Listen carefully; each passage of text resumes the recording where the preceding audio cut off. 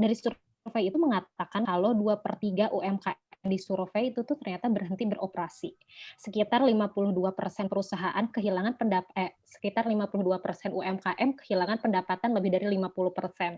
Terus 63% usahanya lain, telah mengurangi jumlah pekerja gitu. Di situ kita dari awal pandemi aja nih, bulan Maret, mungkin ketika dia surveinya April, melihat bulan Maret dampaknya udah kelihatan nih, oh ternyata 52% loh UMKM kita itu mengalami penurunan pendapatan dan 63%-nya itu mengurangi, jumlah pekerja gitu.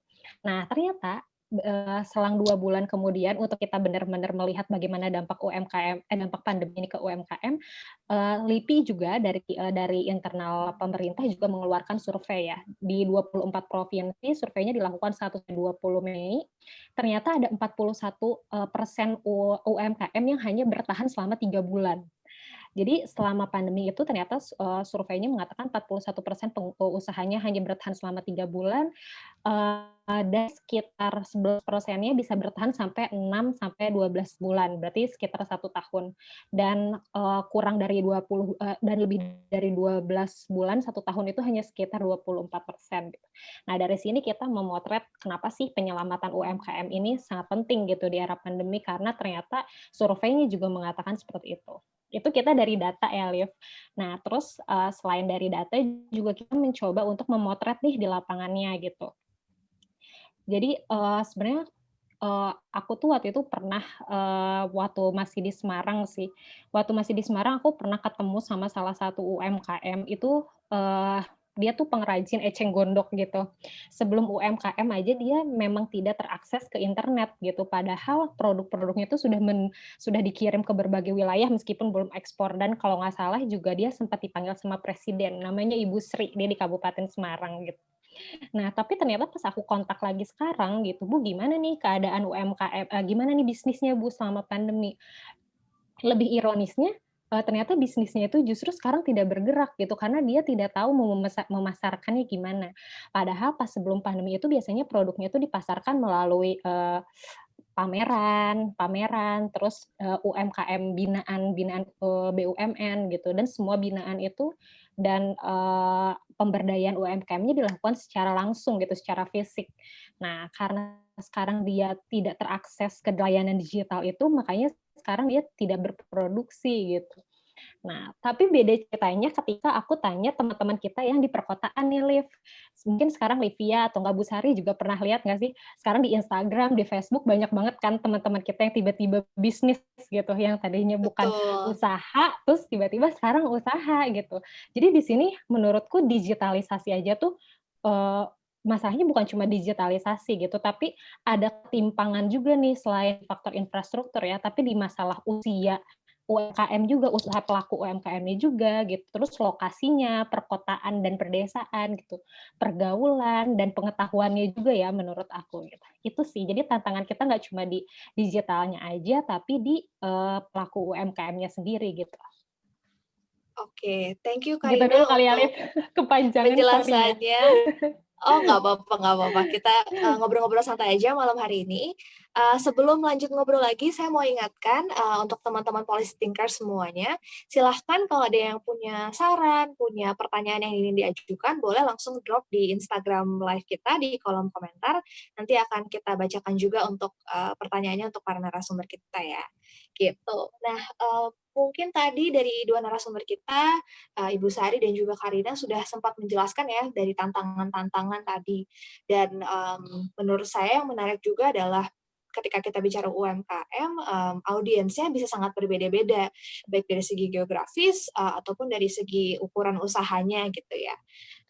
Mungkin saya ingin, tanya Bu sekarang ke Ibu Sari, kira-kira Bu apa saja sih, stimulus, ekonomi ataupun program-program yang sudah diberikan oleh pemerintah untuk mendorong digitalisasi UMKM gitu, Bu?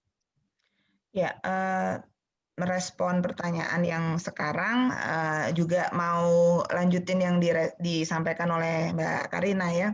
Benar sekali, memang digitalisasi bukan, masalahnya bukan hanya digitalisasi saja, tetapi tadi saya sempat mention dengan bagaimana membuat UKM itu bertahan di digitalisasi. Bagaimana dia bisa, kelanjutan usahanya di sana.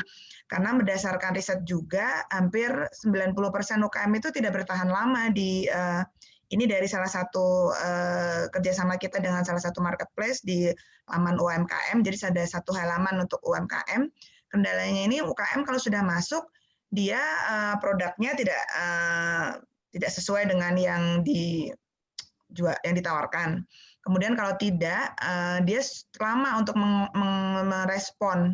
Karena kan kita tahu tuh kalau beli online kan min gitu. Biasanya kalau yang perusahaan besar yang resellernya banyak, dia akan cepat merespon. Kita akan malas beli kalau dia nggak langsung respon pertanyaan kita. Nah ini makanya betul digitalisasi bukan satu-satunya jalan keluar. Ada banyak hal dan bagaimana menguatkannya itu yang saya sampaikan tadi, perlu melihat levelingnya. Betul, desa kota berpengaruh, betul kelas usaha mikro atau kecilnya juga berpengaruh. Di samping itu juga produsen dan sebagai maker sama sellers. Kan UKM kan ada yang dihitung berdasarkan karena dia produsen sama karena seller ya, reseller. Dan pelajaran kami juga, kita perlu reseller memang, tapi reseller produk lokal. Ini yang sedang kami perbanyak, bahwa UKM-UKM yang memproduksi harus mempunyai kemampuan untuk menarik reseller. Kami buat salah satu tadi menjawab pertanyaan kan programnya, kami menciptakan Akademi Reseller 3 bulan, ada 300 UKM produsen yang bergabung, kemudian dilanjutkan screening yang intermediate, yang terbaiknya 100 dilanjutkan lagi 1 bulan dengan tetap didampingi. Nah ini 10 besarnya ini bisa mendapatkan dari 4 bulan ini, dari sebelumnya tidak punya reseller, bisa punya sekitar 40, rata-rata 40 sampai ada yang 102 reseller dengan mendapatkan ini. Jadi karena dia bisanya produksi, dia nggak bisa jualan, makanya dia harus bisa ngajarin orang menjadi penjual produknya. Nah, tinggal PR-nya lagi bagaimana kita menguatkan ini. Nah, dengan digitalisasi kita berharap bisa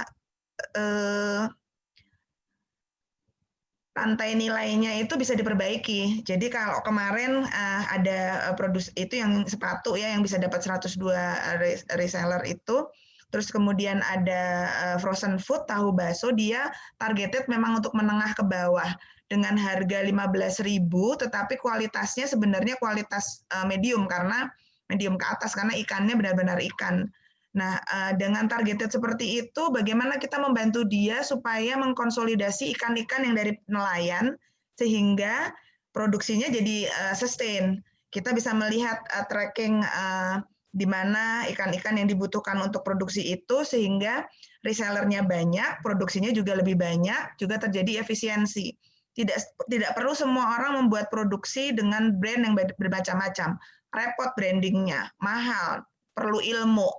Nah, ini makanya perlu agregasi, konsolidasi, bisa disebut dapur bersama, bisa disebut produksi bersama, bahkan sharing pabrik, berbagi pabrik ya. Jadi nanti ada di konsolidasi. Tetapi tetap harus rantai nilainya terjaga. Jadi hal-hal tersebut kami lakukan. Jadi digitalisasi, karena digitalisasi onboarding ya, bagaimana dia diajarkan menjual produknya di marketplace, bagaimana dia membuat promo-promo, di awal dibiayai dulu, tapi setelah itu dilepas, ketika dia mendapatkan, diajarkan, usaha kecil menengah biasanya cepat untuk mengadaptasinya. Jadi kunci keduanya tadi sebenarnya saya ingin bilang adaptasi. Karena digitalisasi tadi kan transformasi ya Mbak Karik. Kalau saya sebenarnya bilang adaptasi. Apapun yang terjadi dengan kemajuan yang sangat cepat ini, mau nggak mau harus beradaptasi di levelnya masing-masing. Itu sementara Mbak Liv ya. Oke, terima kasih Bu Sari untuk tadi sedikit jawabannya mengenai tadi ya gimana sih peran-peran dan program-program stimulus pemerintah untuk mendorong digitalisasi UMKM. Mungkin sekarang saya ngoper dulu ke Karina. Kira-kira gimana Kar, kalau menurut pengamatan Karina nih sebagai peneliti di Think Policy khususnya untuk di isu ekonomi dan juga mungkin sehari-hari membaca ataupun menulis berita fenomena yang dialami UMKM gitu, apakah kira-kira stimulus-stimulus yang diberikan atau program-program yang sudah ada ini bagaimana sih mungkin penerapannya dan apa yang mungkin bisa ditingkatkan kembali atau gap-gap apa yang mungkin bisa diatasi gitu. Silahkan Kar. Oke, thank you. Pengamatan, sebenarnya kayak bukan pengamatan mungkin ya, Liv. Lebih ke mungkin kita sering kan ketemu sama teman-teman juga, maksudnya senior-senior ekonom dan kita juga sering ngadain diskusi juga gitu. Nah, salah satunya ini digitalisasi itu penting banget, untuk bagaimana, supaya UMKM itu bisa tumbuh dan bergerak gitu, terutama di Covid ini kan. Covid itu sebenarnya jadi momentum untuk UMKM sendiri, bisa naik kelas gitu. Tapi sayangnya nih, kalau kita lihat sebenarnya kan dukungan buat UMKM itu banyak sekali ya, termasuk tadi yang dipaparkan oleh Bu Sari gitu.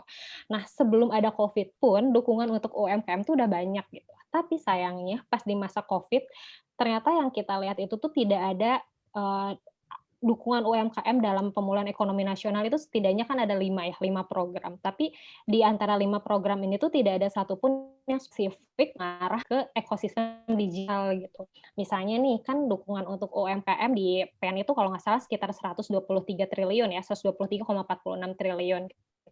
Programnya itu ada subsidi bunga, ada restrukturisasi kredit, ada insentif pajak, ada modal kerja baru yang kemarin terakhir Banpres gitu.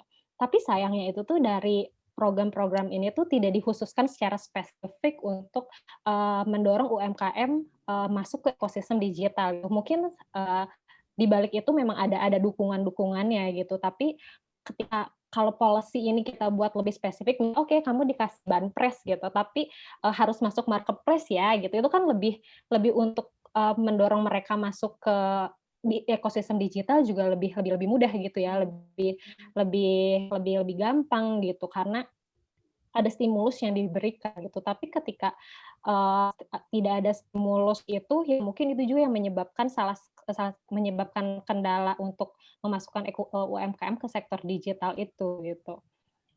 Karena kalau dilihat juga ya, dari PEN ini sebenarnya kan nggak semua programnya juga bisa berjalan.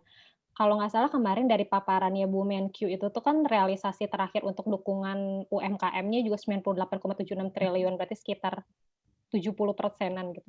Kebanyakannya untuk gitu, restrukturisasi kredit. Itu tuh yang kalau UMKM minjem uang terus nggak bisa minjem kredit ke bank, untuk menyelamatkan mereka di krisis, diberikan justru penundaan pokok dan bunga gitu. Tidak tidak ada proses pemberdayaannya, padahal kalau misalnya kita gabungin antara kebijakan dari Kemenkop yang udah banyak ini kayak akademi reseller gitu, di-combine dengan program PEN ini mungkin kebijakannya bisa lebih berdampak gitu. Itu sih menurut, teman-teman Think Policy gitu atau enggak yang aku biasa share dengan beberapa ekonom, itu sih. Jadi kalau kita lihat efektif apa enggak programnya sebenarnya efektif, cuman tadi lagi kuncinya kolaborasi, gimana nih supaya kebijakan ini kita sama-sama satu visi untuk, eee meningkatkan kelas UMKM itu sendiri, gitu sih. Oke, thank you Karina untuk jawabannya. Mungkin saya mau ke Bu Sari lagi Bu. Kira-kira tadi Karina memaparkan beberapa hal tadi ya pentingnya mungkin kolaborasi. Saya baca berita juga cukup banyak sebetulnya ya Bu kolaborasi yang sudah dilakukan dengan sektor swasta dari Kementerian Koperasi dan UMKM ataupun dari lembaga negara lainnya supaya memang kita tidak lagi menciptakan mungkin marketplace yang baru, tidak lagi menciptakan program baru, tapi justru memanfaatkan yang sudah ada dan dampaknya bisa teramplifikasi gitu, Bu. Boleh Bu, mungkin dijabarkan kira-kira program untuk dari pemerintah untuk mendorong digitalisasi nih, terutama untuk menjembatani tadi mungkin profil UMKM yang berbeda-beda. Dan tadi ada pertanyaan juga yang masuk Bu ke Instagram live kami dari Eki Nawan. Pertanyaannya bagaimana dengan UMKM mungkin yang bukan di kota besar gitu ya Bu, dari daerah rural, dari mungkin daerah-daerah yang cukup jauh dari perkotaan, bagaimana sih kemudian mereka dapat diberdayakan, misalnya yang menjual hasil pertanian nih gitu. bagaimana sih kira-kira ekosistem digital ini bisa kita adopsi untuk membantu UMKM yang mungkin tinggal jauh dari kota besar gitu, Bu. Ya, oke. Seru pertanyaannya, jawabnya soalnya harus panjang kali lebar. Ada beberapa ngomongin UKM ini nggak bisa simplifikasi ya, karena dia cross cutting issue. Sebenarnya Isu juga seksi ya Bu ya. Iya, seksi, saking seksinya semua pengen menyentuh, akhirnya Betul. tadi udah saya mendapatkan cubitan manja dari Mbak Karina tadi. Kenapa nggak dikonsolidasikan PEN sama ini? Ya, kalau kita bicara pemerintah, saya di sini Kementerian Koperasi dan UKM hanya sebagian kecil dari pengambil kebijakan untuk terkait PEN. Mohon izin kalau untuk itu. Tapi saya bisa menjawab bahwa kenapa difokuskan untuk lebih banyak untuk ke arah permodalan, karena ini yang dirasa crying for help-nya lebih kelihatan langsung gitu ya. Karena kalau ekosistem di masa normal saja masih challenging ya. Jadi yang ini yang sudah menggelepar harus disuntik dengan berbagai macam yang berharap itu obatnya manjur gitu ya. Tapi juga karena detail data yang kita punya kendala di situ, karena lebih dari 18 kementerian lembaga mengurusi UKM, datanya di mana-mana, kita tidak ini bukan excuse, tetapi ini memang betul-betul menjadi kendala. Ketika ya sebagai peneliti pasti apalagi di Kompas garbage in garbage out kan. Jadi memang betul-betul harus detailer. Ketika kita bicara detailer, sebenarnya harapannya dengan diberikan terakhir bantuan presiden yang untuk produktif untuk usaha mikro, itu kita berharap dengan diberikan bantuan modal, usaha mikro bisa berproduksi, ada gerakan Bangga Buatan Indonesia. Itu adalah salah satu gerakan yang kita berharap dengan keterbatasan impor masuk, ini menjadi peluang besar bagi produk lokal untuk dikenal dan digunakan dan dicintai. Nah, dengan upaya-upaya seperti itu terbukti juga di awal 2020 ini kan data bicara 8 juta yang sudah on board. Ternyata ketika Bangga Buatan Indonesia ini digerakkan mulai Mei sampai Oktober itu sudah bertambah 2,7 juta. Data yang pada saat itu 2,7 juta UKM on board. Ini membuktikan bahwa di samping segala keterbatasan, literasi digital kurang, tetapi thanks to COVID, orang menjadi lebih aware bahwa digitalisasi sebegitu challenging-nya memang harus dicoba. Nah, ini yang kami lakukan, ini tidak bisa masuk ke dalam PEN. Karena percepatan ini kan yang harus diberikan secara yang tadi saya bilang bahasanya generik, jadi semua sama, nggak bisa ada perlakuan khusus karena ini adalah melihatnya satu besar ya dari helikopter view dari pusat dan di masing-masing daerah luckily juga tidak mencatatnya dengan baik gitu. Jadi kami tidak mungkin melihat secara detail kalau yang dari daerah ketika yang di depan mata tidak juga aware tentang itu, ya please dibayangkan ya. Jadi kami tidak memberikan perlakuan berbeda-beda, hampir diperlakukan sama. Tapi ketika kami datang ke pemerintah daerah, mana yang mau kita angkat nih, mana yang mau kita pertajam, kebutuhannya apa. Mendefine kebutuhan saja, ya kami di pusat bukan maha segala tahu ya. Kalau bahasa saya dengan peneliti juga pasti butuh data. Tidak mau berbicara kalau hanya asumsi. Pasti harus dibutuhkan data itu. Thanks to COVID, mulai saat ini tertata. Dengan bantuan BPUM, setidaknya 12 juta usaha mikro sudah ada datanya by name by address. Sesuai NIK, tidak double dan bisa dicek dari slip bahwa dia belum dapat KUR, dia belum punya tabungan pun di bawah 2 juta rekening uangnya. Ini merupakan positif ya kalau kita bicara negara kita besar, negara kita luas. Jadi segala macam upaya kami lakukan, tapi tetap saja kita butuh kolaborasi.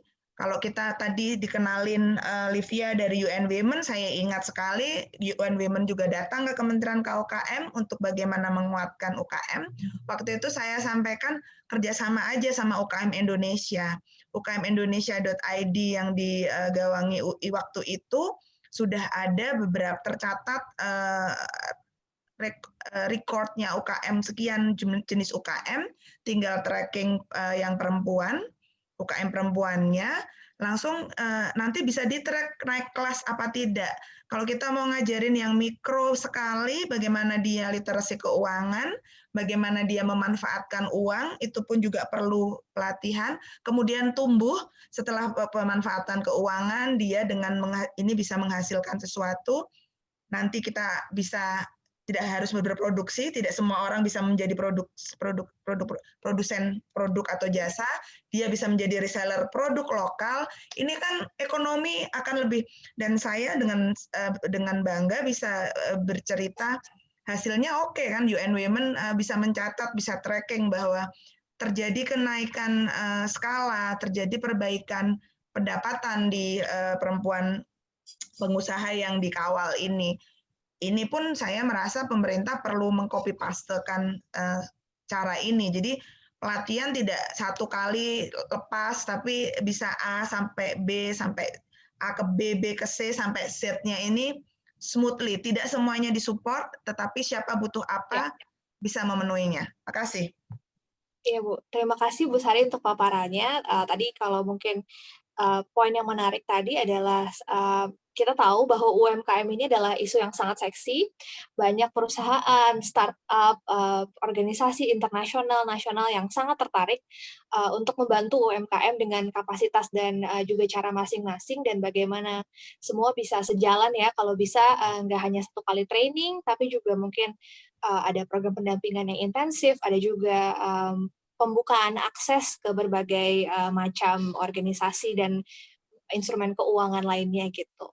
Mungkin kalau saya pengen sedikit tanya ke Karina nih sekarang, tadi Bu Sari sudah sempat menjabarkan lebih lanjut lagi nih tantangannya, dan juga tadi ya beberapa program yang sudah dilakukan pemerintah, misalnya ada Bangga Buatan Indonesia gitu. Nah, kalau menurut Karina kira-kira apa sih mungkin rekomendasi yang bisa diberikan dari teman-teman tim policy, kemudian untuk semakin mungkin memperkuat program-program dari pemerintah ataupun juga menjembatani gap yang ada dari rekan-rekan UMKM. Yes, thank you, Liv. Ya, benar sekali, Bu. Mendukung banget itu soal data. Karena tanpa data yang bagus juga kita tidak akan bisa memiliki kebijakan yang targeted juga ya, Bu ya. Nah, apalagi kalau sekarang nih, Liv, kita tahu UMKM banget. Pajak datanya sendiri, punya datanya sendiri terukur. Terus e-commerce juga punya datanya sendiri, perbankan juga punya datanya sendiri gitu. Halo, kedengeran nggak, Liv? Ya. Tadi gambarnya sempat agak glitch, ya. Tapi sudah lumayan jelas suaranya, Karin. Nge-freeze ya. Sekarang udah nggak ya? Tadi juga connection. Ya, boleh dilanjutin, Kar. Udah ya? Oke. Iya, kita tuh punya data UMKM tuh yang banyak dan sangat-sangat tersebar gitu. Sampai kita kalau misalnya mau melakukan penelitian, sampai harus mikir nih, ini datanya minta ke siapa nih gitu. Ini kita mau lihat pemulihan UMKM, mintanya ke perbankan kah atau mintanya ke Kemenko kah yang punya data KUR gitu, yang pinjamannya itu di bawah 10 juta. Itu masalah data tuh emang harus menjadi salah satu kendala yang harus segera diatasi. Itu pun yang menjadi recommendation policy kita nih, Liv, untuk di Bunga Rampai. Salah satu rekomendasinya itu tuh diharapkannya pemerintah itu bisa berkolaborasi dengan swasta untuk memperkaya basis data tunggal UMKM. Jadi kita untuk memiliki basis data tunggal itu tuh sangat-sangat penting sih menurut aku, karena dengan kita punya data tunggal itu, kita juga bisa merumuskan kebijakan yang lebih targeted, yang lebih akurat. Tadi juga yang kebijakan di daerah arahnya seperti apa gitu, yang berdasarkan usianya pun seperti apa gitu. Nah, untuk penargetan UMKM ini tuh basis datanya tuh nggak cuma dari BPS gitu, tapi kita juga bisa menggandeng e-commerce gitu, kayak Gojek gitu. Gojek kan ada GoFood ya, maksudnya ada GoFood. GoFood itu juga termasuk UMKM kan gitu, bisa menggandeng Gojek. Ini sebut merek nggak apa-apa ya? Iya sudah Nggak tersebut apa-apa. jadi nggak apa-apa. Kan banyak gitu, ada Tokopedia gitu misalnya yang mereka buka marketplace gitu. Untuk membangun basis data tunggal itu menurut kami sangat penting sih. Dengan adanya basis data tunggal itu, kebijakan yang targeted dan lebih akurat juga bisa ditelukan gitu. Yang akhirnya masalah-masalah yang sering banyak media kritik soal kebijakan yang tidak tepat sasaran itu mungkin bisa segera teratasi gitu, karena kan nggak cuma pas COVID aja ya, sebelum-sebelumnya pun kayak, oh ya bantuan pemerintah tidak tepat sasaran gitu. Ya mau gimana tepat sasaran, targetnya aja kita nggak tahu gitu loh, nggak jelas gitu. Nah mungkin harapannya policy kita nih sekarang atau nggak nanti jangka pendek, harapannya sih jangka pendek dan jangka menengah kita bisa segera memperkaya basis data tunggal UMKM ini sih, karena itu penting banget. Itu sih, Liv. Oh iya, tadi sama nambahin ya, untuk UMKM kita yang udah terhubung ke ekosistem digital menurut Pak Teten, aku kutip dari Pak Teten waktu itu konferensi pers, udah sekitar 10,25 juta atau sekitar 16% dari total pelaku UMKM gitu. Ini udah lebih dari target ya Bu ya, katanya target tahun ini tuh 10 juta. Ya, makanya tadi 8 Nah, tambah 2,7 tambah 2 berarti juta, kan. iya, yang dari Bangga Buatan Indonesia ya Bu. Iya. Oke, itu mungkin Liv, basis data tunggal UMKM. Oke, thank you Karina untuk tadi rekomendasinya ya mengenai basis data tunggal UMKM. Mungkin sedikit ingin memancing dari Bu Sari dan juga Karina nih, kalau kita tadi bicara transformasi digital ya, kira-kira framework transformasi digital yang sudah dan akan diadopsi Bu oleh Indonesia, mungkin kita tahu pandemi mungkin masih nggak tahu sampai kapan, tapi mungkin ada 1 tahun, 2 tahun lagi masih ada pandemi ini gitu. Framework transformasi ekonomi digital yang memang disasar dan direncanakan itu sejauh ini seperti apa sih, Bu? Nanti akan sampai jawaban di situ, tapi melanjutkan yang sudah Mbak Boleh, Karina Bu. sampaikan tadi. Serunya di situ, pertanyaannya kemana, tapi sebenarnya kita terkait satu sama lain. Tadi basis data tunggal itu banget, Mbak. Cuman kemarin terakhir beberapa hari yang lalu kami ada rapat untuk Zoom meeting, merek rapat secara online untuk membahas basis data tunggal terkait dengan marketplace. Karena kalau mau jujur, ketika kita bicara 10 juta, apakah benar 10 juta? Apakah karena di data kami kalau ketika UKM di kami tanya nih sudah ada di berapa marketplace, baik marketplace atau aplikasi lokal atau marketplace nasional. Ini bisa 1, bisa belum ada, bisa 5. Nah, kan kalau datanya dikeluarkan cuma nilai jumlah, tidak pernah agregat ya, tidak pernah kita nggak pernah tahu kalau apakah saya jualan mie itu saya jualan di Tokopedia dihitung 1, saya jualan di Shopee dihitung 1. Saya sebut semuanya aja ya supaya adil. Tokopedia, Shopee, Blibli, Lazada, Judi ID, apapun itu, Bukalapak, kemudian yang itu semua saya ada. Kalau cuman di trace, oh ini ada satu UKM baru nih, tapi nggak tahu, nggak dikasih datanya, kan jadi misleading kan. Jangan-jangan ini nanti kalau 10 juta dibagi 5 yang gede, sebenarnya UKM-nya yang onboarding cuma segitu. Kan jadi makanya saya sangat mendukung basis data tunggal dan ini tidak didukung oleh para perusahaan yang pemilik marketplace besar. Mereka nggak mau ngasih data, alasannya adalah kerahasiaan. Padahal kalau kami melihatnya ini nggak akan dikemana-kemanain. Tadi kan sudah menjadi bukti bahwa kalau datanya nggak detail ya nanti hasilnya tidak akan targetednya bisa belok-belok gitu. Harusnya ke Bandung, jalannya ke Jawa, ke Jawa Tengah, ke Jawa Timur gitu. Jadi harusnya ke Bandung habis energi untuk kemana-mana. Akhirnya nanti endingnya harus ke Bandung juga. Jadi itu yang terus kalau ditanya transformasi yang sekarang kita arahkan, yang tadi saya sebutkan, transformasi dari yang informal menjadi formal, kemudian yang dari offline menjadi online, kemudian yang online akan kita upayakan supaya supply chain-nya utuh. Indonesia termasuk yang belum terhubung dalam global value chain juga ya, masih terlalu kecil link ke global value chain. Jangankan global value chain, untuk rantai nilai yang kelapa sebenarnya bisa diproduksi satu kelapa, diproduksi satu bisa ada turunan berapa belas produk, kita belum melakukan itu. Jagung juga begitu. Ada berapa turunan yang dengan satu buah jagung sebenarnya ada berapa industri.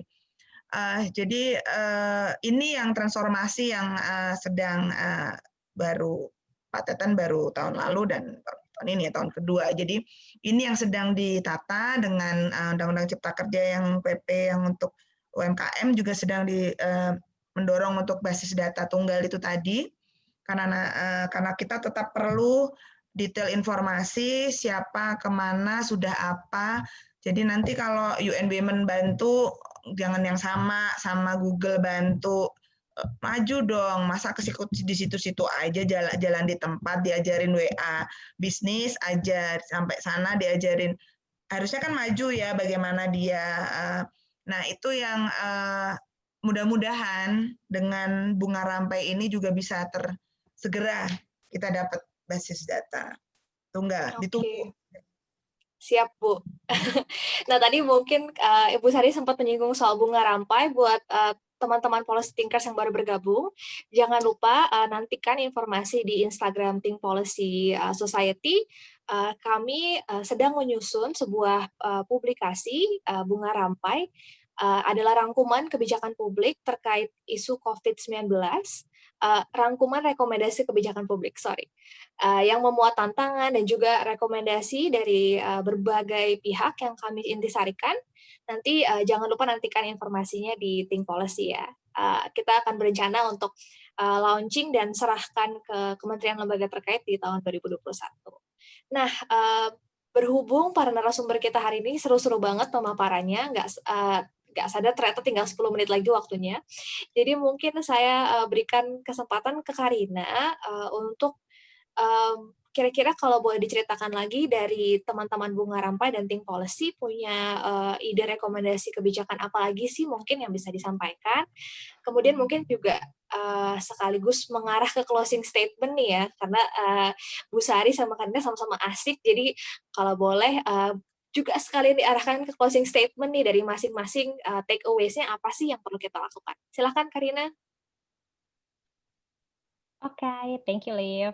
Ini kita langsung mengarah ke policy recommendation ya. Sebenarnya di Bunga Rampai ini nanti khusus untuk digitalisasi UMKM ini kita punya 5 rekomendasi sih. Sebenarnya banyak, karena kan kita tanya berbagai pihak juga gitu. Cuman dari berbagai masukan itu dan beberapa juga yang sudah dilakukan oleh pemerintah untuk evaluasinya kita kerucutkan. Jadi setidaknya itu ada 5 rekomendasi yang nantinya harapannya tawaran rekomendasi ini juga bisa diimplementasikan oleh pemerintah ya. Yang pertama itu tadi terkait memperkaya basis data UMKM.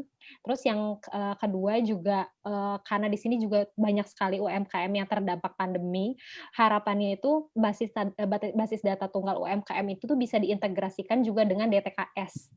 Jadi kan banyak juga tuh UMKM yang terdampak dan mereka juga butuh bantuan gitu, kayak banpres atau enggak pelaku-pelaku rumah tangganya juga yang sebenarnya mereka ekonominya juga turun gitu. Harapannya basis data tunggal ini juga bisa diintegrasikan dengan banpres.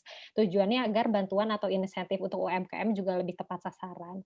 Terus selain itu juga harapannya karena untuk kita kan presiden juga arah kebijakannya untuk percepatan pemulihan ekonomi, dan percepatan pemulihan ekonomi itu juga tidak akan bisa terjadi kalau UMKM-nya kita juga masih stuck gitu. Nah, harapannya akan ada skenario bantuan-bantuan baru untuk UMKM yang nantinya akan dibagi antara jangka pendek, menengah, dan panjang. Tapi karena kita untuk mempercepat pemulihan ekonomi dulu, harapannya polisnya itu tuh bisa untuk jangka pendek dan jangka menengah. Salah satunya itu bisa mengurangi potongan yang harus dibayar ke platform e-commerce gitu, karena untuk UMKM berjualan di e-commerce juga mereka harus bayar apa ya namanya, bayar admin atau bayar biaya apa gitu, aku kurang paham juga, tapi mereka juga harus bayar ke platform e-commerce gitu, dan juga menjamin ketersediaan input produksi, itu penting banget, terutama untuk UMKM, terutama untuk usaha kecil dan menengah mungkin ya, yang produksinya juga sudah besar gitu, sudah lumayan besar. Jadi ketersediaan input itu juga penting. Selain itu, pemerintah dan pelaku usaha juga harus menjamin persyaratan pemulihan UMKM tetap menerapkan protokol kesehatan. Jangan sampai nih UMKM-nya digeliatkan, tapi kasusnya juga naik gitu. Itu malah nanti bikin ekonomi kita lebih terjerembab, kita makin sulit untuk pulih gitu. Backbone kita adalah UMKM, kalau UMKM-nya juga tidak menerapkan standar protokol yang jelas, kita juga tidak akan bisa pulih gitu. Dan yang terakhir, harapannya juga swasta, nggak cuma pemerintahnya di sini, kita ngomongnya juga swasta, memberikan fasilitas juga nih ke UMKM, baik itu berupa kemudahan atau pendampingan, terutama dalam sertifikasi halal, karena kan kita juga lagi mendukung ekonomi dan keuangan syariah ya, salah satunya untuk sertifikasi halal, terus juga uji BPOM supaya konsumennya lebih percaya dengan produk UMKM, bangga buatan Indonesia. Itu juga harus difasilitasi oleh swasta terkait uji BPOM-nya dan pemasarannya. Nah, untuk mendorong swasta lebih aktif terlibat dalam kemudahan dan pendampingan untuk UMKM ini, mungkin pemerintah juga bisa memberikan insentif fiskal juga ya, karena kan selama ini kebanyakan juga insentifnya untuk UMKM-nya gitu, tapi insentif fiskal untuk swastanya lebih ke as a corporate gitu, bukan korporat yang membantu UMKM-nya gitu. Dan terakhir mungkin closing statement-nya, UMKM itu nggak akan pulih, nggak akan bisa bertransformasi kalau kita tidak melakukan kolaborasi. Kolaborasi itu tuh nggak cuma pemerintah aja, tapi pemerintah dengan swasta, dengan akademisi, dan dengan pelaku usaha itu sendiri. Itu sih mungkin dari aku. Oke, terima kasih Karina untuk tadi rekomendasi kebijakan sekaligus juga closing statement-nya ya. Langsung saja Bu, saya mau tanya ke Bu Sari, Bu, kira-kira tanggapannya gimana Bu dari rekomendasi ini, dan juga kalau boleh diberikan closing statement Bu untuk merangkum diskusi dari Bu Sari, kira-kira gimana Bu? Oke, saya senang setidaknya yang disebutkan Mbak Karina adalah rekomendasi terkait digitalisasi UKM sudah kami melihatnya sudah on track dengan apa yang sudah kami lakukan. Bahwa betul kebutuhan basis data tunggal ini harus terintegrasi. Zamannya 4.0 ini kan kolaborasi ya, tidak bisa satu orang menyelesaikan semua permasalahan. Jadi kenapa harus membuat hal lagi yang baru, tapi dikolaborasikan saja. Tidak perlu semuanya pemerintah yang harus berinisiasi, semua pihak lain juga bisa. Dan terintegrasi, kemudian percepatannya, terima kasih kalau sudah ada bentuk-bentuk jangka pendek, jangka menengah, jangka panjangnya, karena ini sangat membantu untuk penyusunan program yang policy base ini ya. Jadi kebijakannya ini ada policy base, evidence base ya. Jadi evidence base ini kami perlukan sehingga bunga rampai masih lama ya 2021. Udah segera Bu, segera kami susun. Ya, ini sangat perlu sekali karena tadi masalah basis data tunggal saja dengan perusahaan penyedia marketplace ini kan juga masih didiskusikan ya, apalagi dengan potongan, ada beberapa potongan. Sebenarnya juga kita juga punya PR dengan tata distribusi kita ya. Distribusi kita ini kan belum, kalau kita bicara kolaborasi belum ada agregasi ya. Jadi kalau saya mau kirim beras ke Papua jadi mahal. Karena nanti kalau saya kirim ke Papua, nggak ada barang diambil dari Papua untuk kembali ke Jakarta. Kalau itu perusahaan bisa 100 jenis perusahaan pengiriman, tetapi ada satu sistem yang bisa. Jadi orang ketika mau kirim ada kapal kosong di mana, ada berapa banyak. Jadi pengiriman-pengiriman kecil ini bisa terkonsolidasi. Gudang-gudangnya juga sudah dikonsolidasikan sehingga basis data tunggal ini komprehensif. Dia link to beberapa karena ini kendala juga kan. Ketika kita bicara untuk distribusi ini, yang ekspor juga banyak yang numpuk nungguin kapalnya nggak ada, karena kapalnya jadi mahal karena tidak ada konsolidasi itu tadi. Kita nggak tahu ada dari mana kita tahu kalau mau kirim ke Victoria kosong berapa, ada yang kirim nggak, kapan dia mau kirim. Hal-hal seperti ini yang amat sangat membantu. Ketika UKM harus... Bu Sari, mohon maaf Bu, saya harus potong sedikit. Soalnya kalau di Instagram kita akan mati setelah 60 menit Bu. Jadi kalau boleh sedikit 20 detik Bu, closing dari Ibu. Tadi udah sampai yang nomor 3. Jadi sesuai dengan protokol kesehatan dan melibatkan swasta, tidak hanya charity tetapi inclusive business. Jadi doing business disupport oleh perusahaan yang lebih besar. Jadi tidak akan ada ketergantungannya secara bisnis. Jadi ini lebih sustain. Mungkin itu saja untuk menutup diskusi menarik ini. Terima kasih. Terima kasih Bu, sekali lagi mohon maaf ya Bu, tadi saya speak up sedikit karena supaya kita bisa closing dengan baik. Terima kasih sekali lagi Bu Sari dan Karina untuk waktunya, dan teman-teman Policy Thinkers yang menyaksikan. Malam hari ini kita record, jadi nanti akan kita tayangkan kembali rekamannya di Instagram Live dan YouTube Think Policy Society, jadi jangan lupa ditunggu juga. Dan tadi seperti kita sudah jelaskan, produk bunga rampai yang disusun Think Policy Society didukung oleh Knowledge Sector Initiative juga akan segera kita luncurkan. Jadi jangan lupa rekan-rekan Policy Thinkers semua ditunggu rekomendasi kebijakan publik yang sudah disusun Think Policy dari berbagai sumber, dan juga nanti kita harapkan bisa diberikan juga dan diterima ya Bu oleh kementerian lembaga terkait. Kami rencana untuk serahkan ke Bappenas dan juga gugus tugas nasional. Saya rasa sepertinya kita harus tutup sebelum kita ditutup oleh Instagram begitu. Terima kasih sekali lagi Bu Sari dan Karina. Terima kasih. Selamat malam semuanya. Selamat malam. Assalamualaikum. Waalaikumsalam. Bu Sari, terima kasih Ibu. Ibunya udah sign out duluan. Ini udah nggak connect kan? Halo, Ziva. Udah nggak connect. Alhamdulillah. Alhamdulillah. Ibunya baik tahu. Ih, baik banget. Baik banget. Terus kayak nggak kaku gitu kan? Terus kita diterima semua loh rekomendasinya loh. Mantap. Mantap. Nggak tahu aja tuh bikinnya gimana. Zip ini udah nggak tayang kan?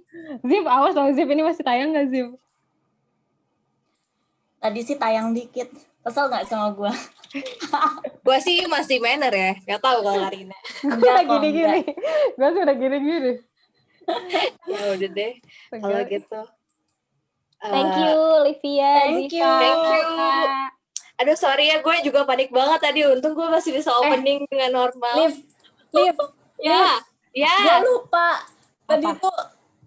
Bentar.